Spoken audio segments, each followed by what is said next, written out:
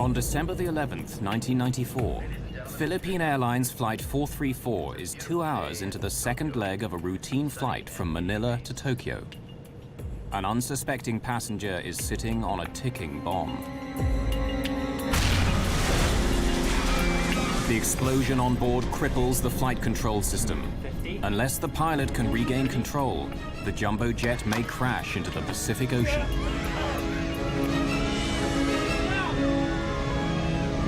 This is Philippine Airlines 434.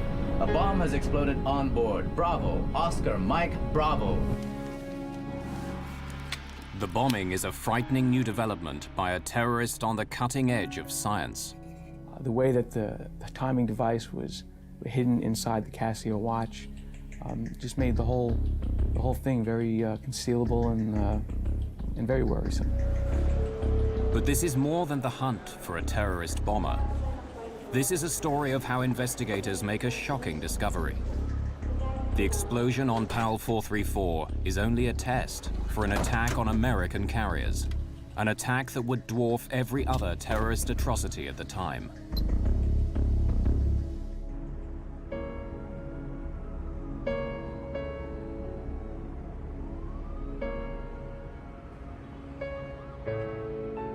It's before sunrise on December the 11th, 1994. While most inhabitants of this city of 1.5 million have a few more hours to sleep, 26-year-old Amaldo Forlani makes an early start.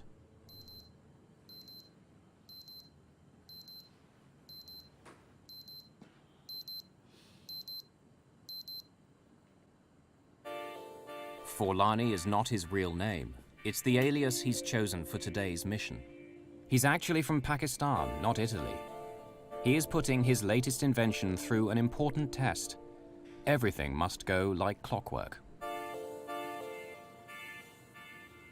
In his line of work, there's no room for error. He is a highly skilled terrorist bomb builder.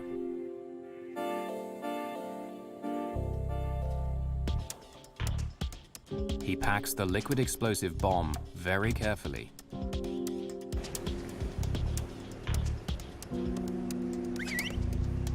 From his apartment downtown, it takes less than 30 minutes to get to the airport.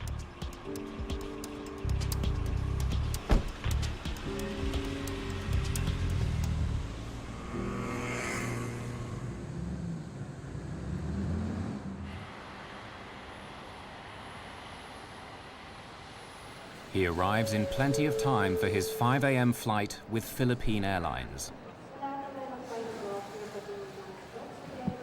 Before he can board, the bomber must outwit airport security screening procedures. He's designed the components of his bomb to pass undetected by X-ray and metal detection equipment. Or so he hopes.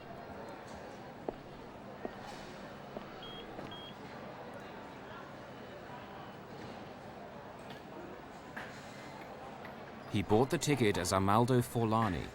He's a skilled forger, and he has made himself a fake Italian passport with that identity. If his cover is blown, his career as a globe-trotting terrorist is over.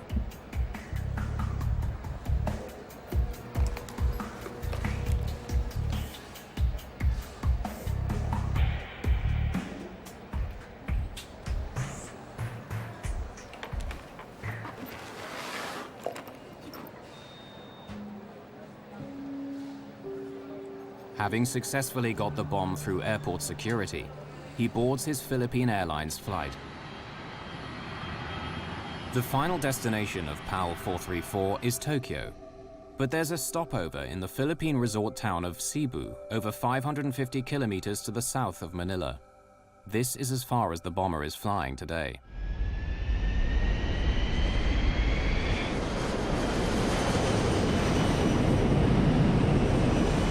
That's 10,000 feet, and weather's still looking clear. Thanks, Dex. I'm engaging autopilot.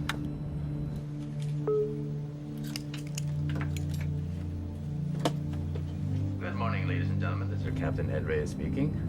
Welcome aboard Flight 434, flying south from Manila to Cebu and continuing onward to Narita Airport, Tokyo. Flight 434 is under the command of Captain Ed Reyes, a former Air Force pilot who's been flying for Philippine Airlines for 9 years. And our estimated arrival time is now 5:45. The weather in Cebu is... The first leg of the flight is fairly empty. Passengers are scattered around the jumbo jet's 400 seats.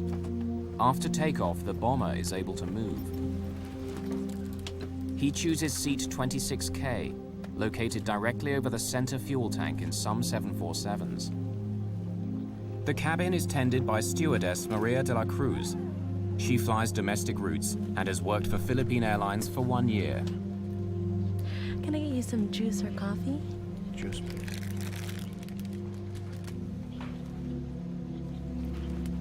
Now the bomber must find a vacant lavatory to assemble the explosive device. Arming the bomb only takes minutes, but requires total concentration.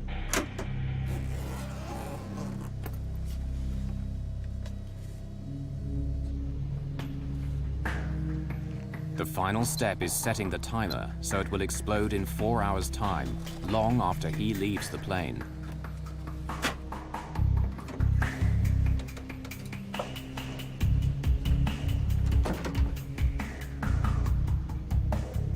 He hides the bomb in the life jacket pocket underneath his seat.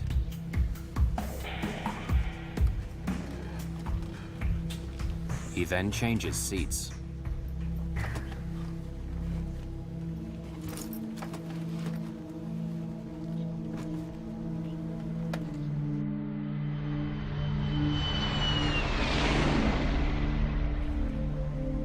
When she returns, Maria de la Cruz notices that the roving passenger has moved seats again. She will remember that he left his breakfast untouched, and that the rest of the flight passed uneventfully.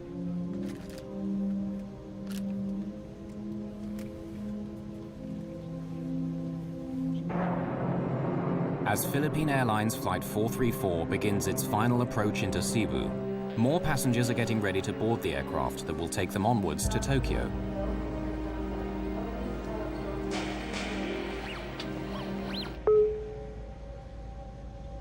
Cabin crew, prepare for landing.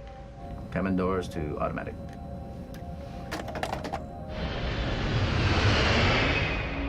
PAL 434 lands in Cebu at 6:50 a.m., and several of the passengers disembark, including the terrorist with the alias Amaldo Forlani. Bye-bye. Thank you. Maria de la Cruz will also leave Flight 434. A new cabin crew will take over for the 4.5-hour flight to Tokyo.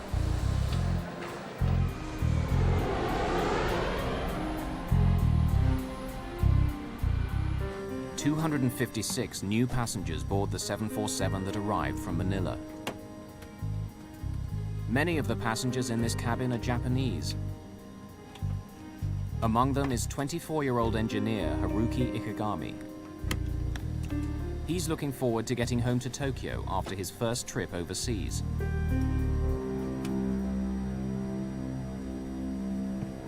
Airport congestion delays the departure by 38 minutes, but the timer on the bomb under seat 26K continues to tick.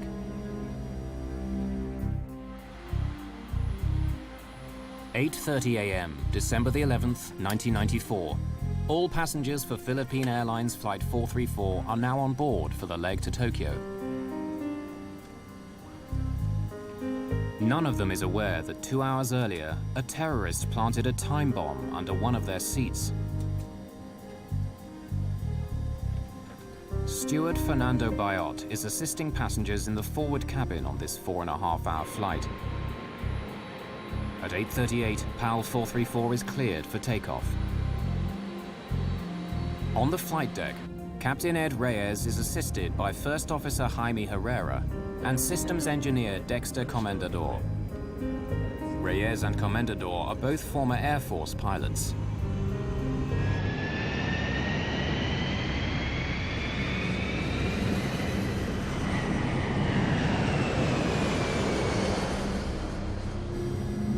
Haruki Ikegami is seated in 26K, the seat occupied by the bomber earlier on the first leg of Flight 434 from Manila to Cebu. Several passengers in this cabin are co-workers, traveling with a Japanese tour group, including Keisuke Aoki and Masaharu Mochizuki. After takeoff, everything seemed normal. We were flying at 10,000 meters. I was reading a magazine, then the meal was served. After eating, I went to sleep. 31-year-old Yukihiko Usui stayed up all night on the last day of his trip, and he's ready to nap after breakfast. He's sitting in row 27, one row behind the seat vacated by the bomber 4 hours earlier. Ladies and gentlemen, this is your captain speaking. It's a beautiful day in Tokyo, sunny and 26 degrees. I expect we'll be landing at Narita Airport in 2 hours' time. 2 hours into the flight, PAL 434 is cruising on autopilot 10,000 meters above Minami Daito Island, southern Japan. To ease the pilot's workload, the autopilot remains on throughout the flight, keeping the aircraft on a constant heading and altitude.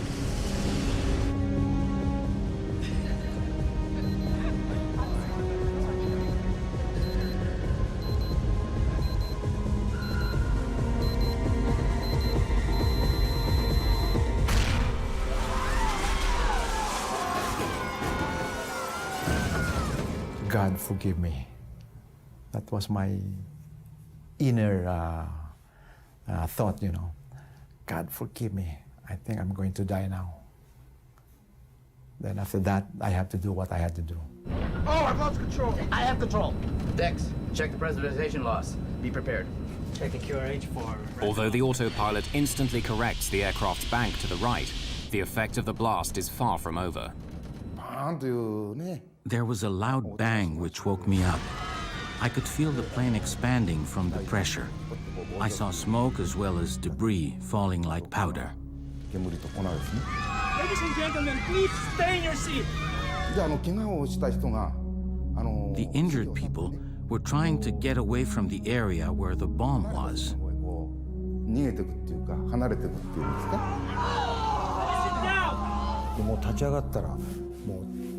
I stood up and saw that a lot of people were bleeding. I thought my life was over. Stay in your seat, please. The cabin crew's first priority is to stop passengers leaving their seats. Yukihiko Usui is sitting in the row directly behind the explosion. Both his legs are badly wounded. Steward Fernando Bayot moves him away from the blast site.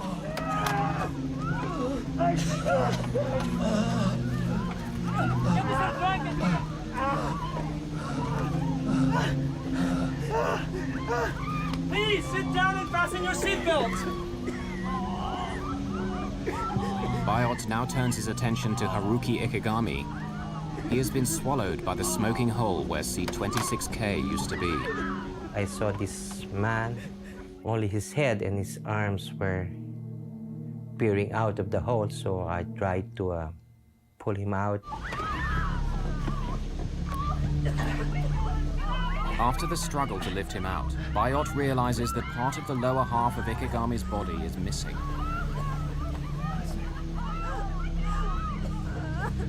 Within a couple of minutes, he dies. The cabin crew do not want Ikegami's death to panic passengers, so they pretend to minister to him. Bayot then reports to the captain. Oh, Captain. Okay. Keep the passengers calm. Make sure they stay in their seats. There's been an explosion in row 26. One dead and several injured, and the cabin's full of smoke. There's a hole in the floor. Go inspect the damage, Dex. Yes, sir. Reyes' first concern is that the blast could make a hole in the aircraft's skin. This would lead to sudden depressurization in the cabin and necessitate an emergency descent. There was a huge gaping hole beside her, and if a small tear in the skin of the aircraft was, if there were a hole there, it most probably would open up and then pull us out of the aircraft. When I saw that there was no damage to the outer skin, I went up and reported to the captain. Well, we assumed that the pressurization system would hold. Immediately after the explosion, the co-pilot's steering wheel slams to the right, and the aircraft banks in the same direction. The autopilot immediately corrects the deviation, but soon Reyes discovers that the autopilot steering system is another victim of the blast. Then I said, okay, I'm going to try to turn the airplane using the autopilot, but there was no reaction, whether I tried it to make it go down or up, or left and right turns, no reaction. I said, now we have a problem. This is not Reyes' only problem. In the cabin, one of the injured passengers needs urgent medical attention. Tokyo is still 2.5 hours away, and Reyes decides to try and land at Naha Airport on the island of Okinawa, located 74 kilometers to the west. He orders the co-pilot to make a Mayday call. Yes, sir. Naha, PAL 434, heavy declaring emergency. Explosion on board. We have casualties. Requesting emergency landing at Naha. We will need full emergency services on landing. PAL 434, Naha, please repeat. Say again. Naha, PAL 434, heavy declaring emergency. Explosion on board. We have casualties. Request emergency landing at Naha. We will need full emergency Getting the Japanese air traffic controller to understand the emergency proves to be difficult. Naha, Naha, Naha. This is Philippine Airlines 434, flight level 330. A bomb has exploded on board. Bravo, Oscar, Mike, Bravo. Bomb explosion. Request emergency landing at Naha. And there was silence. Then the controller came in, another controller, an American. Okay, Philippine 434, I'm taking over. The American air traffic controller is from an American base on Okinawa. Turn left, heading. No, I shot back, we cannot turn at this moment yet. We will tell you when we are starting to turn towards Naha. We have problems with our flight controls. Ladies and gentlemen, this is your captain speaking. We will be making an early landing at Naha Airport in Okinawa. We'll be landing as soon as possible, so please remain in your seat with your seatbelt fastened. But landing at Naha is easier said than done. The autopilot is not responding to any of Reyes' commands, and PAL 434 is heading straight past Okinawa. Reyes must find a way to steer if he is to have any chance of landing safely. But disengaging the autopilot might result in losing what minimal control he still has over the aircraft. Okay. Let's keep the seatbelt sign on. When we disengage the autopilot, we might lose control, so be ready. Since the autopilot won't react to any inputs that I make, I was scared if I disengage the autopilot, the aircraft might make a sudden bang to the right that we might not be able to control. At a count of 3, I'll disengage. 1, 2, 3.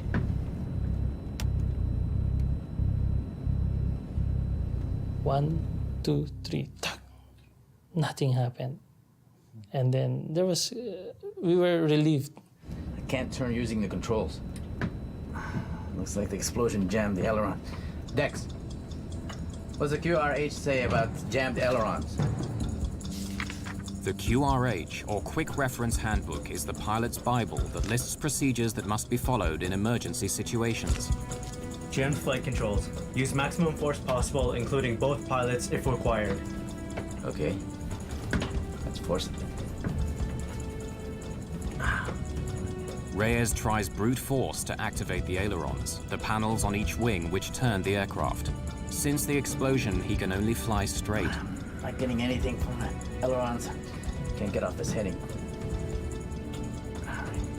Okay. Re-engage the autopilot while I work out our options. It's taking much longer to land than was announced. We were told it would only be 20 minutes, but it was really 1 hour before we landed. It was very frightening.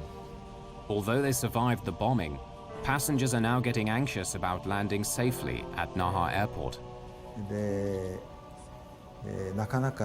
Since there was so much time before landing, I started writing a will. I wrote the will to my son, telling him to be strong. As PAL 434 looks like missing Naha Airport, Reyes comes up with another plan. We gotta turn.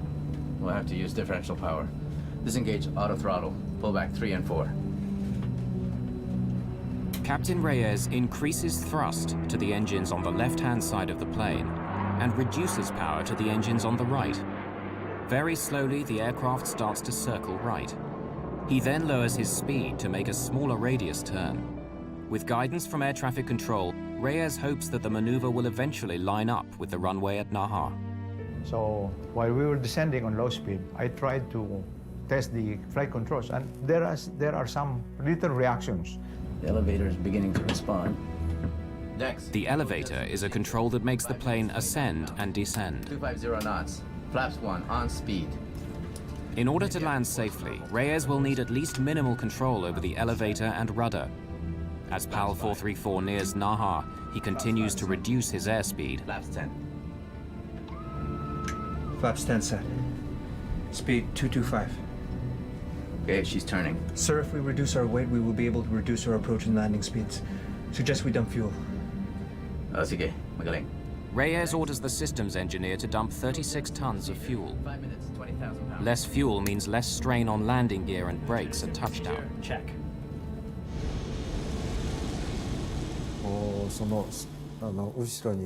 I was terrified when I saw the smoke trail behind each wing. I thought something must be burning and there would be another explosion. As the time to touchdown gets closer, Reyes worries that the bomb may have done more as yet unknown damage to the aircraft. I'm not certain our landing gear will hold up. Strap yourself in. I'll grease the purser. So he talked to the head of the cabin crew and he said, "We're not sure if the gears will go down. And in case the gears collapse while landing, be ready to evacuate." It's either you make it or you die. That's because you cannot do anything anymore. Runway in sight. With only minimal control over the aircraft, Reyes faces the most challenging landing of his career.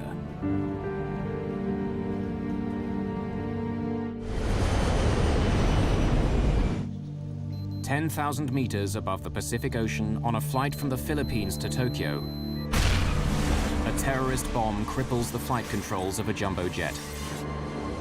As PAL 434 starts its final approach, the 292 people on board are pinning their hopes of survival on the skill of Captain Ed Reyes. I know everybody was scared. We are all scared. I know that. Gear down. The gears were supposed to come down a few seconds, but that was the longest second. Because we were waiting for the greens to come on. Take a long time. It took a long time. It was a long few seconds until when it locked. 3 green, sir. Okay. I'm disconnecting the autopilot and landing manually, okay? Dex, monitor my descent rate, call altitude and speed. Flaps 30. Okay, 500 feet on course. Flaps 30 set. Help me with the elevator. When I say push, I want you to push. Okay, 200 slightly left. Correcting. Push. 100. 50. 30. Power off. Pull. Your last command was pull. Yeah, my last command was pull.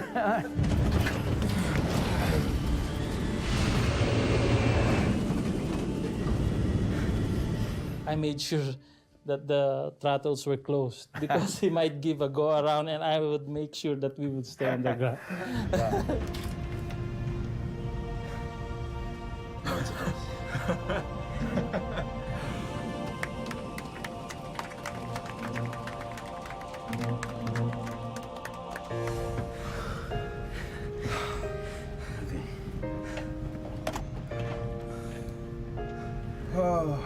Ladies and gentlemen, this is the captain speaking. We'd like to thank you for your cooperation and your patience. Emergency crews are on their way. We'll try and get you out of here as soon as possible. Thank you.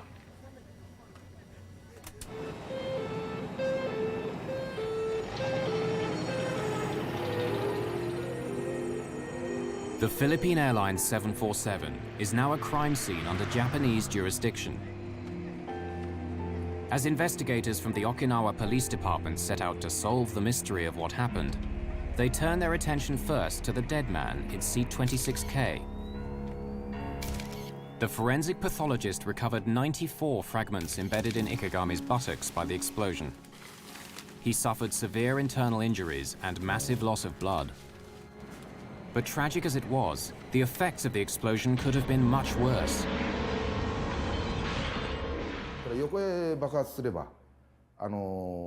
If the explosion had been sideways, it would have blown a hole in the plane and caused an air pressure problem. In a sense, it was good that the blast was vertical. But we have to remember the victim. He died to save the rest of us. Ikegami's body bore the brunt of the upward blast, but the explosion severed the steel cables in the ceiling that control the rudder and elevator. The charge also severed the co-pilot's control cable to the right aileron, one of the control surfaces on the wing which make an aircraft bank and turn.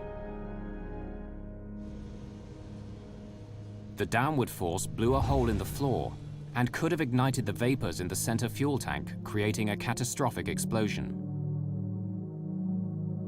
But by chance, on December the 11th, seat 26K was not located above the tank.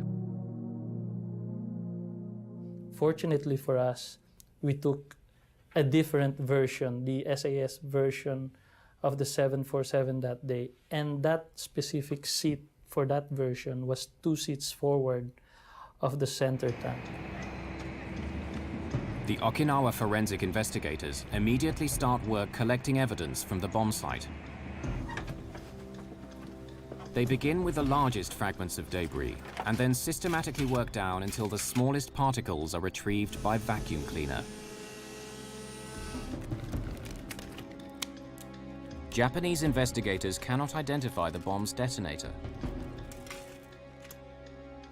But by separating out bits of metal, plastic, and electrical wire that do not belong to the plane, components of the bomb are pieced together.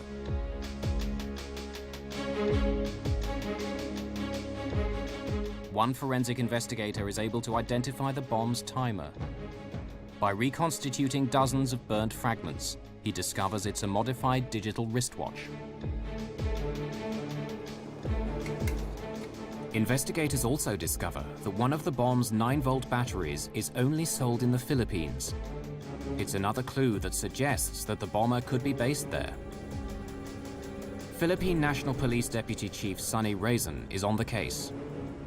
In the later part of 1994, we already started to receive information, intelligence reports, that there were Middle Eastern personalities that were here already in the Philippines.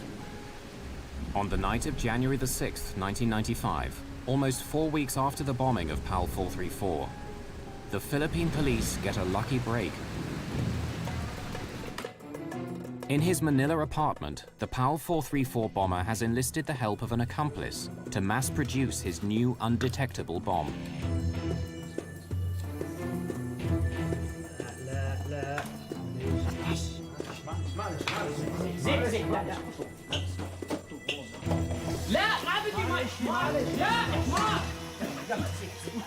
An attempt to burn off chemicals gets out of hand. Acrid-smelling smoke spills out of the apartment. It attracts the attention of the doorman, who comes to investigate. What's going on? Sorry. We're playing with some fireworks, but it's okay. We put them out, and we have all the windows open inside, and we keep the door closed. It'll be fine, okay? You all open the door. No, if we open the door, the smoke comes in the hallway. You keep it closed to go out the window, okay? Come on. It's okay. It's okay. Until the smoke dissipates, the bombers decide to wait outside the apartment. The doorman isn't convinced by their playing with fireworks story, and he calls the fire department and the police.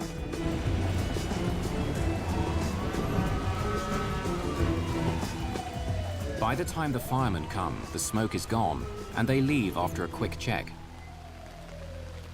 The bomber now realizes he's left a very sensitive item in the apartment, and he persuades his friend to retrieve his laptop. He was too clever a guy to come back and expose himself, because all along he knew that that would be too risky for him to go back and be caught. The bomber's fear of getting caught is justified. Once Police Inspector Ada Farescal learns that they're from Pakistan, she insists on seeing their room for herself. The police in Manila are on high alert due to a planned visit by the Pope in a few days.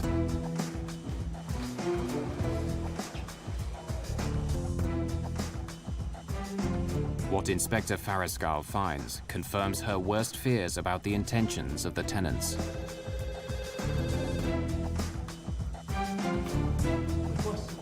Hey, now. You, stop!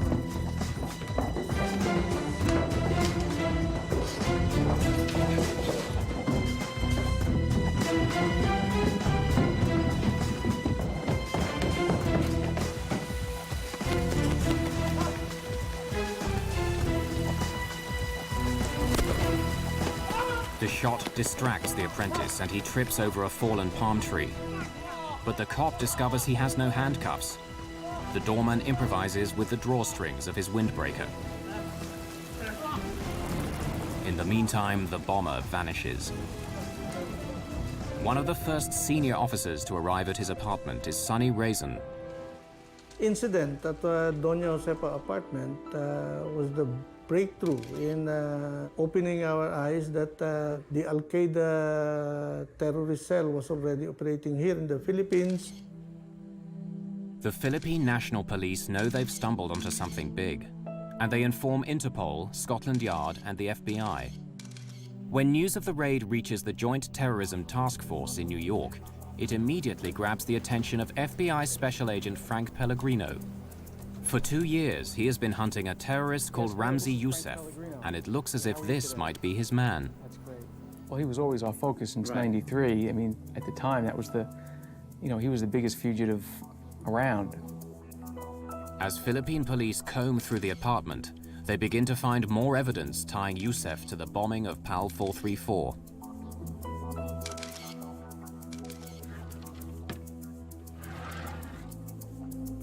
There was a similarity between the watches that were found in the apartment and the type of watch that was used in Okinawa.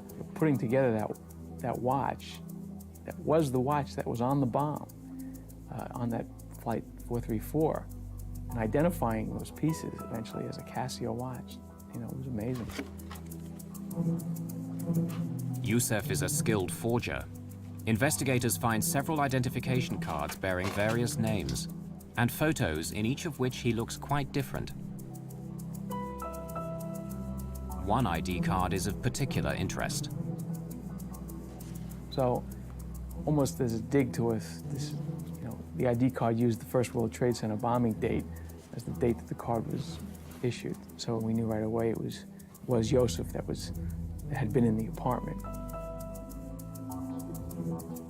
They knew chemicals. The chemical dictionary was a very well-used item, underlined, highlighted, well-read, notations throughout the book, something that he used quite often. And I don't remember the exact number. I think there might have been 100 latent prints found on that belonged to him. They knew electronics. The way that the timing device was hidden inside the Casio watch just made the whole thing very concealable and very worrisome.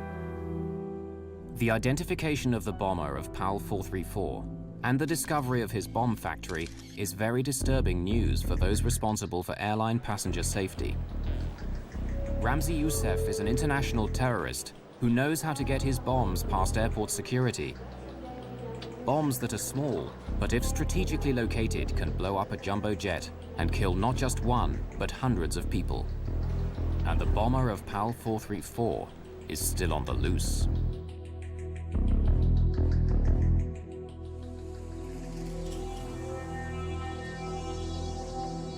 The Philippine National Police have stumbled on the hideout of an international terrorist. The FBI identify him as Ramzi Youssef. Evidence that Amaldo Forlani, the man who planted the bomb on PAL 434, is the same person as Ramzi Youssef, comes from the travel agent who sold him the Philippine Airlines ticket. Ramzi Youssef is just one of several aliases of a man who tops the FBI's most wanted list. An international terrorist with a $2 million bounty on his head. Youssef, whose real name is probably Abdul Karim Basit, was born and raised in Kuwait, where his father worked as an engineer. It was there that he met the friend that he enlisted to help him in the Manila bomb factory. When he was 18, Youssef's family returned to their Pakistan homeland. Youssef married and had 2 children. Soon after returning home, his parents sent him to study in Britain. He was taking classes both in engineering and in using the computer, so he definitely had some talent. In summer breaks from college in the late 1980s, Youssef returns to Pakistan. He puts his new engineering skills to use by teaching bomb making to militants in training camps near Peshawar, Pakistan. These camps are fertile ground for making contacts with militants worldwide.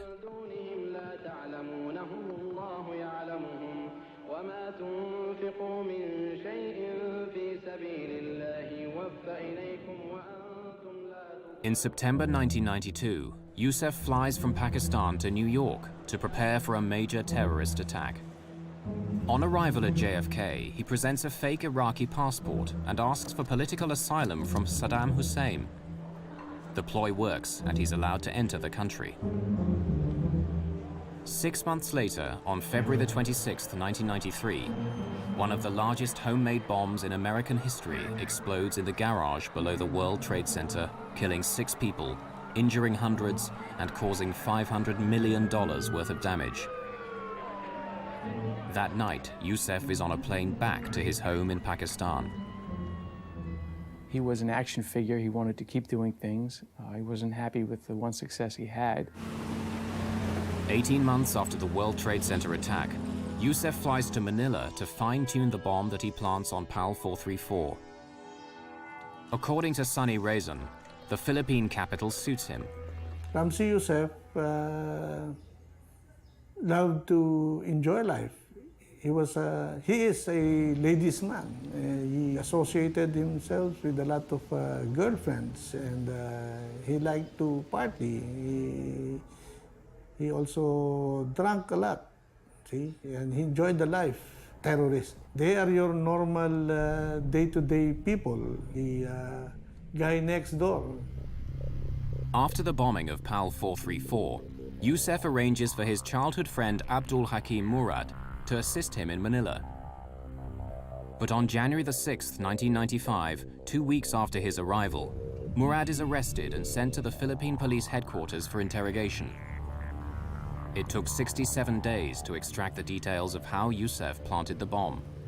My impressions of him was that he was strong-willed, he was determined. Initially, he did not break down in questioning. And it was only when the FBI team that came in and provided us with additional information or pieces of the puzzle that we did not have, that he started to talk. Tiny chemical traces of the explosive were found on PAL 434, and Murad eventually admits that Youssef uses liquid nitroglycerin that he's stabilized and concealed in a bottle of contact lens solution.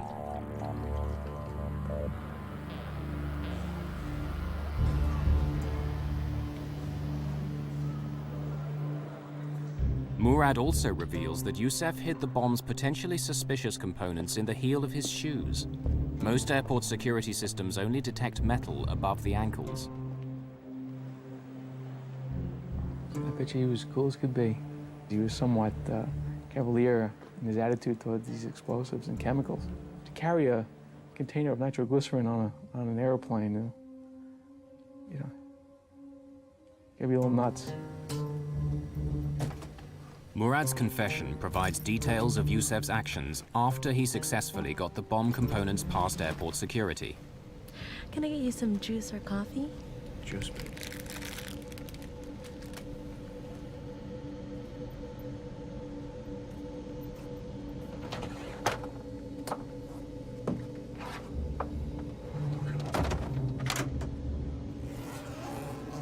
Youssef designed the device so the innocent-looking components can be quickly transformed into a lethal bomb. Youssef has modified a digital wristwatch as the bomb's timer. This is wired to a detonator inside the bottle of nitroglycerin. Two 9-volt batteries provide an additional electric charge to the exposed filament of a light bulb that will spark the explosion.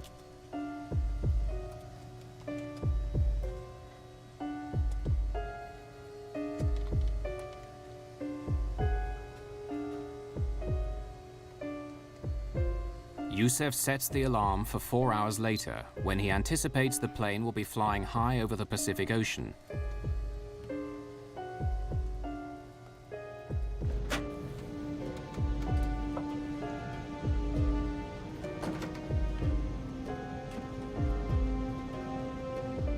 Youssef plants the bomb in a life vest pouch under his seat, a place ground crews are unlikely to inspect during the stopover in Cebu.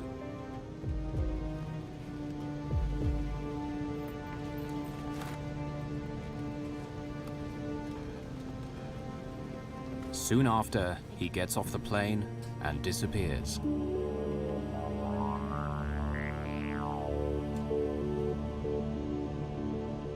Four hours later, the time bomb under seat 26K awakes the airline industry to a new kind of terrorism.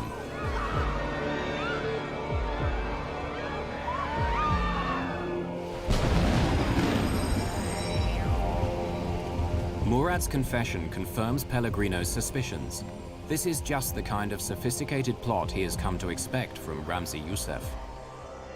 But Pellegrino is still shocked by what Murad says next. PAL 434 was only a test, a dry run for a much larger terrorist plot that will kill thousands of airline passengers. A highly skilled terrorist, Ramzi Youssef, has already set off a new type of bomb on an aircraft. Now the FBI discovers Youssef wants to blow up more planes. And he continues to evade capture. FBI investigators find evidence of Youssef's meticulous planning on secret files on the laptop that he so desperately wanted his accomplice to retrieve. On the laptop computer found in the Josefa apartment building was a file which laid out a plan for 5 individuals using code names. Individuals were not mentioned on the plan, to board about 3 planes each, 2 planes, a couple of people had 3 planes, planting bombs on the planes, and then returning back to their home. Hoping when they planted the bombs and with the timing devices, if everything went well, all bombs would go off within about a 6-hour time period. Any more than one would have been an airline disaster. So, you know, if they were 50% successful in their plan, I think it would have scared a lot of people for a long time. The file on Youssef's laptop reveals that the plan, codenamed Bojinka, is foiled with no time to spare. The bombing of 12 American planes is meant to kill 4,000 passengers. Youssef's campaign of terror against the airlines is scheduled to start less than 2 weeks after the bust of his bomb factory in Manila. By the time Pellegrino and the FBI team arrive in the Philippines, Youssef is long gone. So it was a worry and it was a missed opportunity. But we also, on a lot of these fugitive type cases, you know, we're all not that different and everybody goes home. Everybody needs to go home. And so the investigation again would focus back to Pakistan. The FBI immediately begin a publicity campaign in Pakistan, promoting their $2 million reward for assistance in arresting Youssef. The strategy works. Youssef's latest recruit for yet another airline bombing blows the whistle. On the day Youssef is due to leave his hotel in Islamabad, a Pakistani SWAT team moves in.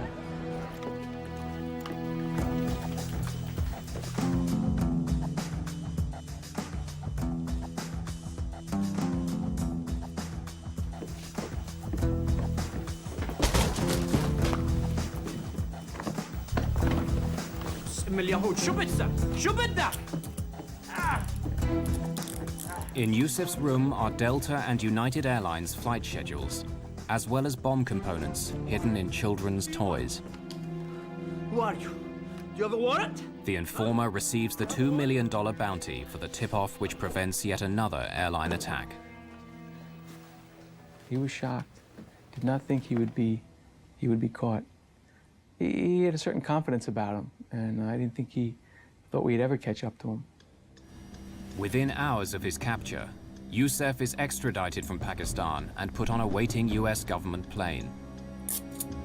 With the cooperation of the Japanese and Philippine governments, the FBI arranged for Yusef to stand trial in New York City for the PAL 434 bombing, as well as the earlier 1993 attack on the World Trade Center.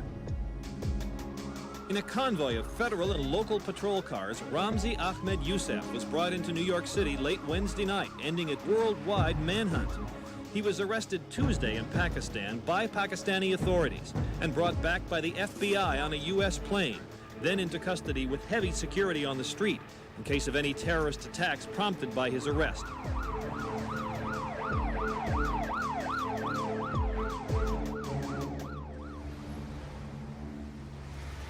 At his trial a year later in New York's Southern District Court, Yusef decides to handle his own defense against the advice of the judge. He performs better than expected, but he is found guilty on all charges related to the bombing of PAL 434 and conspiring to bomb 12 American passenger planes. Yusef is also found guilty in a second trial for the World Trade Center bombing. In his final summing up, Yusef justifies his actions. Yes, I am a terrorist and proud of it. And I only support terrorism so long as it's against the United States government and against Israel, because you are more than terrorists. Although Pakistani, Yusef describes himself as Palestinian by choice. And he justifies the PAL 434 and World Trade Center bombings as punishment for a US foreign policy that favors Israel over Palestine. And hypocrites! For both crimes, he's sentenced to 240 years in prison.